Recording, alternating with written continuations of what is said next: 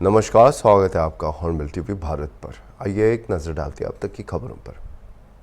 संगम नगरी प्रयागराज में प्रतियोगी छात्रों ने लोक सेवा आयोग का घेराव किया और उनकी प्रमुख मांग है कि ARO परीक्षा एक ही दिन और एक ही पाली में कराई जाए। छात्रों का कहना है कि यदि चुनाव एक दिन में हो सकते हैं तो परीक्षा क्यों नहीं हो सकती। उन्होंने यह भी बताया कि पिछले बार आश्वासन मिलने पर धरना समाप्त कर दिया था, लेकिन इस बार वे तब तक प्रदर्शन जारी रखेंगे जब तक उनकी मांगें पूरी नहीं होती। सुरक्षा व्यवस्था के तहत पुलिस और RAF की तैनाती भी की गई है।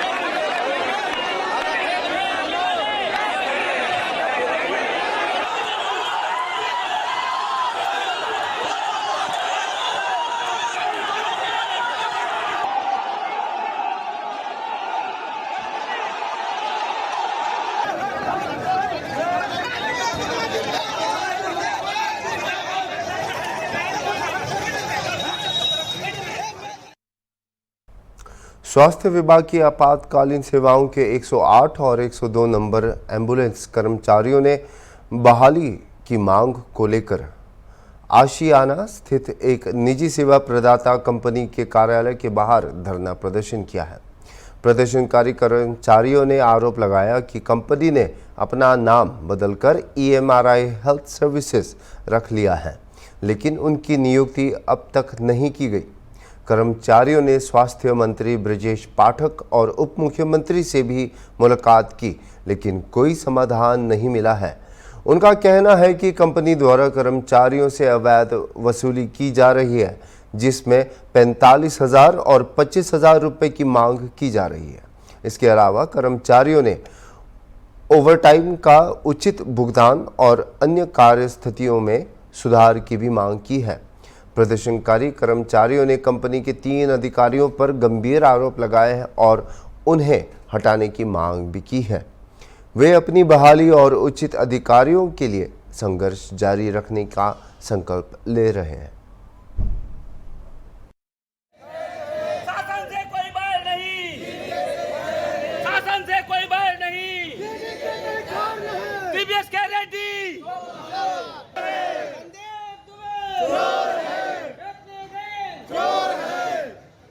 हम लोग लगातार यहाँ प्रदर्शन कर रहे हैं।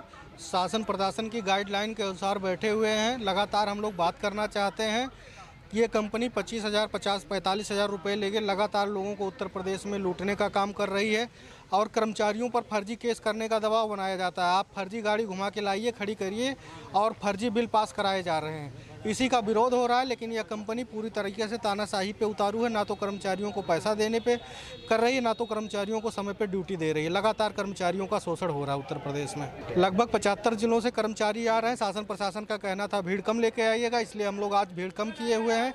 अगर ये अपने रवैये से बाज नहीं आएंगे तो हम लोग पूरे उत्तर प्रदेश से फिर यहाँ भीड़ बुलाएंगे और सभी लोग बैठ के यहाँ पे हड़ताल करेंगे। बिल्कुल, वह पैसा भी हम लोगों से 25,000, 45,000 रुपये का डिमांड ड्राफ्ट लिया गया है कंपनी के द्वारा नौकरी देने के नाम पे।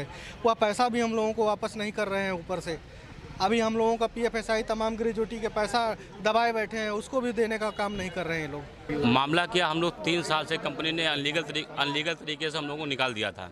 आज प्रशासन ने 20 दिन का समय दिया था कि हम आपकी वार्ता कराएंगे वापसी के लिए। कि आज फिर हम लोग आए हुए हैं, प्रशासन SO साहब बैठे हुए, SP साहब से लगातार बात हो रही है कि हम लोग बातचीत करके मसला हल किया, लेकिन कंपनी किसी तरीके से 22% TBS के रेडियो संदीप जो कोई बात करने को तैयार नहीं हो रहा है। हम लोग यहाँ बैठे हुए प्रशासन के कहने पे कि जो है भीड़ कम लाई। आज हम लोग बहुत कम संख्या में आए हुए हैं। हाँ, स्वास्थ्य मंत्री जी का आश्वासन दिया गया था, लेटर भी जारी किया कि आप लोगों का बैठ के समाधान निकाला जाए, लेकिन कंपनी जो है बिल्कुल बैठ के समाधान निकालने को तैयार नहीं हो रही, ना किसी प्रकार से कोई वार्ता करने को तैयार हो रही है। अब पिछली बार भी या इस बार भी, लेकिन किसी प्रकार से वार्ता नहीं कर रहे हैं। आगे की स्थिति क्या भाई, साहब का आदेश था कि भीड़ कम लाइएगा, अगर वार्ता नहीं करते कल हम लोग पूरा उत्तर प्रदेश कूच करेंगे। अगर ज़्यादा अगर ज़रूरत पड़ी एम्बुलेंस भी खड़ी करवाएंगे उत्तर प्रदेश की। भाई वार्ता किसी न किसी प्रकार से करवानी है, नहीं बनेगी तो पूरा उत्तर प्रदेश का चक्का जाम करेंगे। नहीं, कंपनी के कर्मचारी का कोई रवैया नहीं है, कोई बात करने को तैयार नहीं हो रहा। कोई भी तो थर्ड पर हम तो कह रहे हैं आप जो है प्रशासन के मौजूदगी में हमारे सिर्फ प्रदेश अध्यक्ष जी या कोषाध्यक्ष 3 लोग जाके वार्ता, आप आइए तो सामने बैठ के वार्ता करिए, क्योंकि वार्ता का ही हल है। जब तक आप वार्ता नहीं तब तक कोई मसला हल नहीं होगा। प्रक्रिया के 9000 लोग बाहर हैं, 9000 कर्मचारी हमारे इस समय कंपनी से बाहर कर दिए गए अनलीगल तरीके से। तो उसी कह रहे हैं हम लोगों को कम से कम किस गलती बताइए, क्या गुनाह किया है, एक बार बैठ के वार्ता की जाए। लेकिन कंपनी किसी प्रकार से झुकने को तैयार नहीं, ना किसी प्रकार से वार्ता करें। जीबी के हमारा अब नाम भी बदल दिया, उन्होंने ग्रीन हेल्थ करके नाम रख लिया अपनी कंपनी का। हाँ जी जी, अब उसका नाम ग्रीन हेल्थ कर दिया गया। और हमारे हिसाब से 4-5 राज्यों में ब्लैक लिस्टेड भी है, उत्तर प्रदेश में ब्लैक लिस्टेड कंपनी है, फिर भी लगातार इसको टेंडर दिया जा रहा है। उत्तर प्रदेश पुलिस के अतिरिक्त पुलिस महानिदेशक अमिताभ यश ने मुंबई के बाबा सिद्दीकी हत्या मामले से जुड़े मुख्य शूटर और अन्य अपराधियों की गिरफ्तारी पर बयान दिया है। उन्होंने इस मामले में पुलिस की कार्रवाई को लेकर जानकारी दी और कहा कि गिरफ्तारी से मामले की जांच में अहम कड़ी जुड़ी है। एवं क्राइम ब्रांच मुंबई द्वारा मुंबई के बाबा सिद्दीकी हत्याकांड के मुख्य शूटर शिव कुमार गौतम उर्फ शिवा सहित 4 अन्य अभियुक्त अनुराग कश्यप, ज्ञान प्रकाश त्रिपाठी, आकाश श्रीवास्तव एवं अखिलेंद्र प्रताप सिंह को जनपद बहराइच के नानपारा क्षेत्र से गिरफ्तार किया गया है। उक्त प्रकरण में मुंबई क्राइम ब्रांच के साथ किए जा रहे अभिसूचना संकलन के दौरान अभियुक्त गण के नेपाल भागने के संबंध में सूचना प्राप्त हुई थी, जिसके क्रम में एसटीएफ उत्तर प्रदेश तथा मुंबई क्राइम ब्रांच की संयुक्त टीम द्वारा नानपारा क्षेत्र में अभियुक्त गणों की गिरफ्तारी की गई।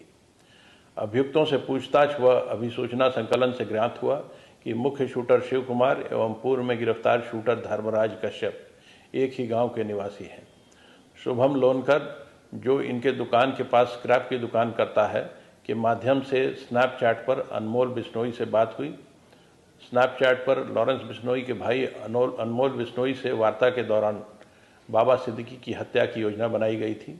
महाराष्ट्र निवासी शुभम लोनकर व जालंधर निवासी मोहम्मद यासीन अख्तर घटना के दौरान शूटरों के हैंडलर्स थे, जिनके द्वारा बाबा सिद्दीकी की लोकेशन, असलहे व अन्य लॉजिस्टिक्स उपलब्ध कराया गया था। प्रकरण में अग्रिम विधिक कार्रवाई मुंबई पुलिस द्वारा की जाए। उत्तर प्रदेश लखनऊ फैजुलागंज में निर्माणाधीन नाले के कारण एक युवक अंकित की मौत हो गई है। दिवाली रात यह हादसा हुआ, लेकिन न तो ठेकेदार अजय बिल्डर्स और न ही नगर निगम के अधिकारियों ने परिवार से संपर्क किया। मामले में एफआईआर दर्ज की गई है और ठेकेदार पर भ्रष्टाचार के आरोप भी लगे हैं। स्थानीय लोगों का कहना है कि निर्माण बिना किसी सुरक्षा के किया जा रहा था और घटिया सामग्री का उपयोग भी हुआ था। हालांकि इस लापरवाही पर अब तक कोई कार्रवाई नहीं की गई है। मेरा नाम रवि राजपूत है, मैं गाजीपुर का निवासी हूँ। रात दीपावली के दिन रात में 11 बजे मेरे पास फ़ोन आया। विवेक, मेरे बड़े भाई विवेक राजपूत जो भाजपा के कार्यकर्ता हैं, रात में मुझे 11 बजे लमसम फ़ोन किया कि गाजीपुर चौराहे के पास एक नाले में एक हादसा हो गया है। तो मैं वहाँ पर आया तो देखा यहाँ पे एक लड़के के सिर में, जो दिवाली से घर से दिवाली दीप जला के वापस घर अपने जा रहा था। तो यहाँ मैं आया, मुझे बड़े भाई विवेक राजपूत घर ले गया। मैं वहाँ से मशीन लेके आया। यहाँ पर जब मशीन लेके आया, देखे उसके सिर में सरिया घुसी थी। तो मैं गलंडर लेके आया। मेरा छोटा भाई गलंडर मशीन लगा के उसके सिर की सरिया काटा। नहीं, मेरे छोटे भाई ने काटा।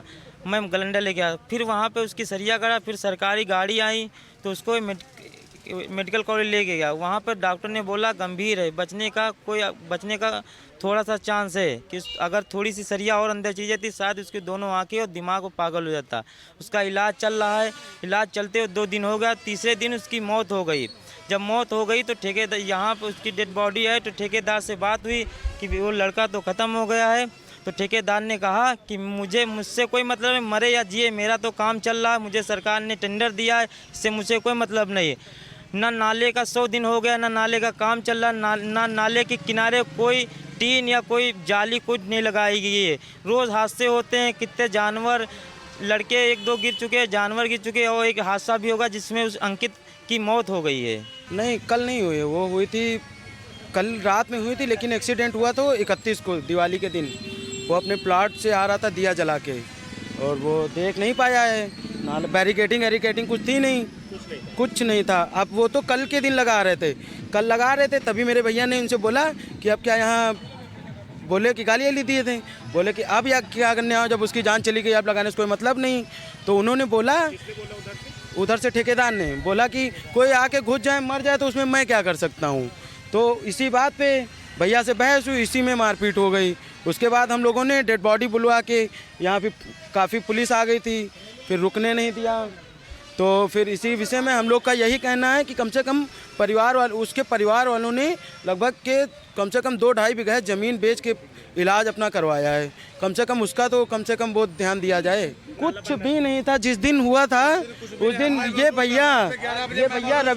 रवि भैया हैं, खुद मशीन खुद मेरे पास सारी वीडियो हैं, मैं मौजूद था।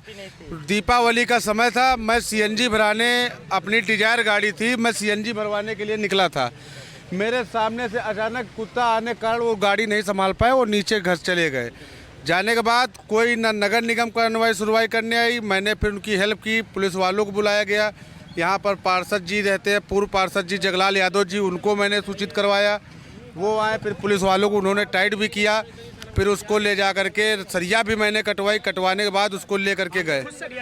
जी कोई नहीं था, ना कोई बैनर लगा था, ना कोई बोर्ड लगा था। उसके बाद जब वो अस्पताल चला गया, अस्पताल जाने के बाद जब वो मेडिकल कॉलेज में था, यहाँ पर लड़कों ने कहीं कोई कान फूसी बता दिया कि वो ख़त्म हो गया। तो नगर निगम की टीम आई, पुलिस वाले 4 आ गए, नगर निगम बुला के लाई, तुरंत बोर्ड लगवा दिए। तो हम लोगों ने बहुत नहीं, जिस दिन एक्सीडेंट हुआ था उसके दूसरे दिन तो मैंने भी उस दिन हस्तक्षेप किया कि सर जी अभी तक आप लोग क्या कर रहे थे। उन्होंने बोला कि मैं नाला बनाता हूं, मैं अपनी जिम्मेदारी और बाकी कोई जिम्मेदारी मैं नहीं रखता हूं, मुझसे जो उन्होंने बोला। उसके बाद कल जो घटना हुई है, कल जब सुना कि मिट्टी हो गई तो ये पटरे आए थे दीवार और उसको सीज करने के लिए। यही कार्य जो अगर पहले हो जाता तो क्या सरकार, ये जो नगर निगम वाले अधिकारी ये जो हैं ये सो नहीं रहे होते हैं, तब इसलिए ये एक्सीडेंट हुआ है। ऐसे ही, धन्यवाद। फैजुल्लागंज जोन 3 में नाला निर्माण को लेकर लगातार नगर निगम के लिए सवाल खड़े होने लगे हैं। आपको बताओ, हॉर्नबिल टीवी ने कल इस खबर को प्रमुखता से दिखाया था कि जो भ्रष्टाचार हुआ है उसको लेकर खबर दिखाई थी, लेकिन उसके बाद कल एक युवक की जो मौत हो गई थी, आपको बताओ उसका इलाज चल रहा था बीते 8 दिनों से यहाँ पर, और उसकी कल मौत हो गई।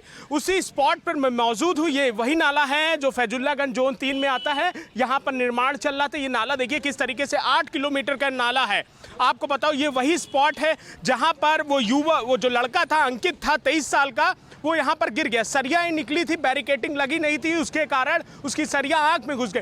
वो जरा जूता है वो साफ तौर पर तस्वीरें बयां कर रहा है किस तरीके से जो अधिकारियों की और ठेकेदारों की लापरवाही से जो ये हादसा हुआ, कहीं ना कहीं उस युवक की जान चली गई। और यहाँ पर कुछ जो लोकल लोग हैं उनसे बात करेंगे, उनका क्या कहना, क्योंकि उनके सामने पूरा हादसा हुआ था और उनसे जानेंगे पूरा क्या कहना चाहेंगे। भाई साहब क्या नाम है आपका? सलमान।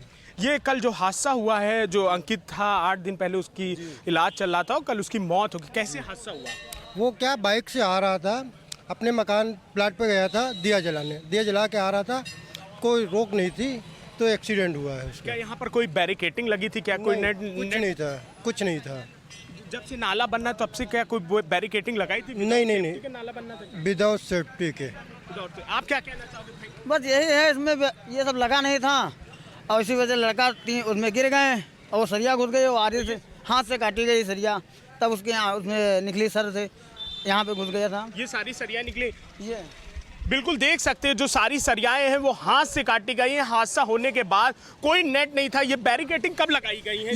ये हादसा के बाद लगाई गई, जिसे बिल्कुल साफ तौर रातों रात लगी हैं, रातों रात लगी है। बिल्कुल साफ तौर पर जो तस्वीरें हैं, जो लोगों का यहाँ लोकल लोग हैं उनका बयान साफ तौर पर जाहिर कर रहा है कहीं ना कहीं नगर निगम की और अधिकारियों और ठेकेदारों की बड़ी लापरवाही से ये हादसा हुआ। एक युवक की जान गई, करोड़ों रुपए का जो भ्रष्टाचार है वो कहीं ना कहीं अब जाहिर होता हुआ दिखाई देने लगा है, क्योंकि कुछ विजुअल से जो हॉर्नबिल टीवी ने दिखाए थे उसमें साफ तौर पर दिखाने लगा था कि जो हाथ से सरिया हिलाने पर मसाला था वो गिरने लग रहा था। आखिर आखिरकार अधिकारी, इंजीनियर्स और ठेकेदारों की मिली भगत से जो सरकारी पैसा है वो कहीं ना कहीं ठेकेदार को फायदा पहुंचाने का काम कर रहा है। इसमें सबसे बड़ी लापरवाही एक्सीएन की, ए की, जे की, इन सब की बड़ी लापरवाही। आखिरकार ये सब मौन क्यों बैठे हैं?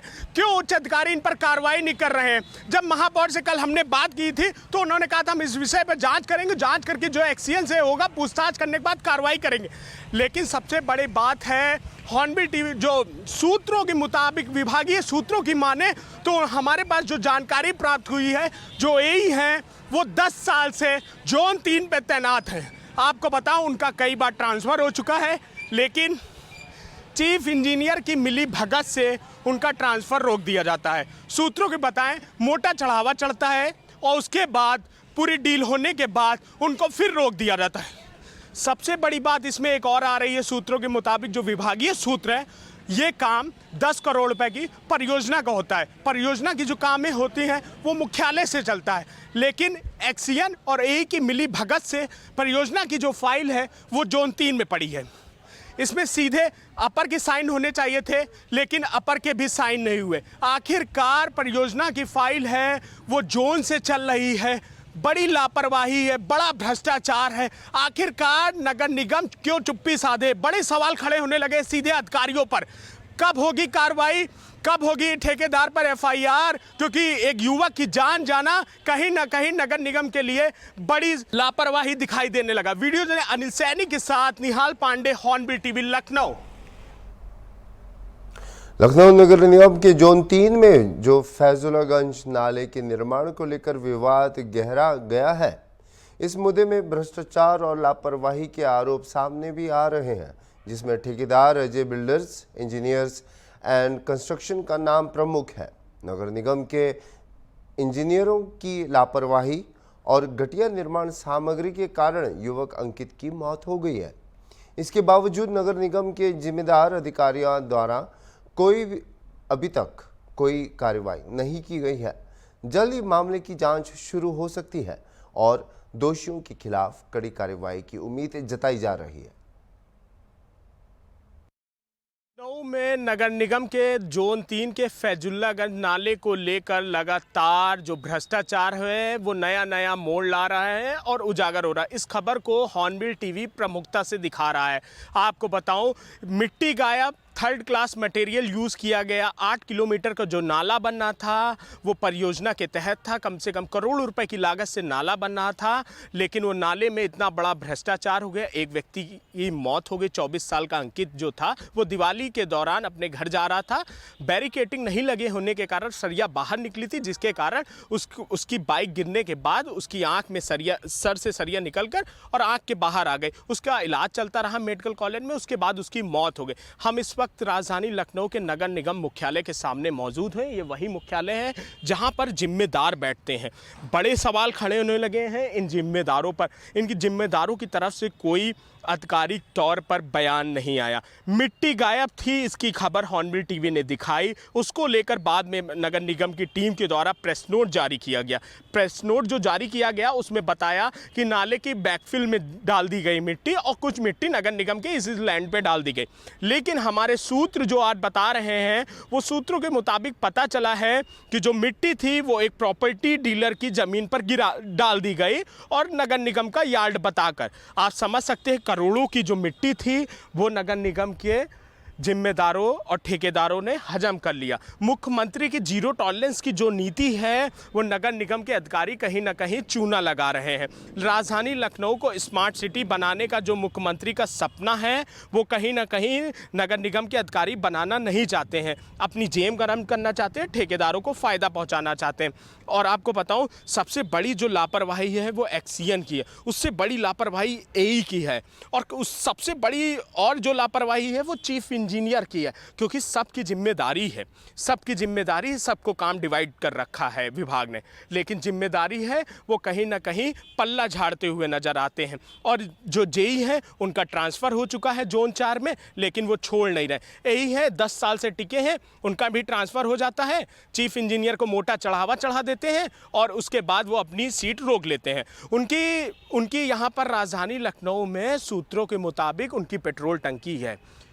जो प्राइवेट गाड़ियां हैं उसमें नगर निगम की फाइलें चली जाती हैं। इको स्पोर्ट और इजनी है सूत्र जो बताते हैं, ये 2 गाड़ियां हैं, उसमें फाइलें चली जाती हैं। जब ठेकेदार पैसा देता तब फाइल निकलती है, ना तो वहीं से चली जाए। परियोजना की फाइलें जो होती हैं वो मुख्यालय से चलनी चाहिए। करोड़ों रुपए की लागत है, 30-40 करोड़, 10 करोड़ के ऊपर की जो फाइलें होती हैं वो परियोजना में आ जाती हैं। जब परियोजना में जो फाइलें आती हो वो उसका यहाँ पर अधिकारी बैठते हैं, वो अपर के साइन होने चाहिए थे, और ये जो नाला बनना है ये परियोजना के तहत आ जाता है। लेकिन नगर निगम के जिम्मेदारों ने जोन 3 से ही फाइल चला डाली और पेमेंट करा रहे हैं, ठेकेदार को फ़ायदा पहुँचा रहे हैं, अपना परसेंटेज ले रहे हैं। पूरा ये सूत्र बता रहे हैं कि परसेंटेज मोटी डील पर ये हुआ है, इसलिए ठेकेदार को फ़ायदा पहुँचाया जा रहा है।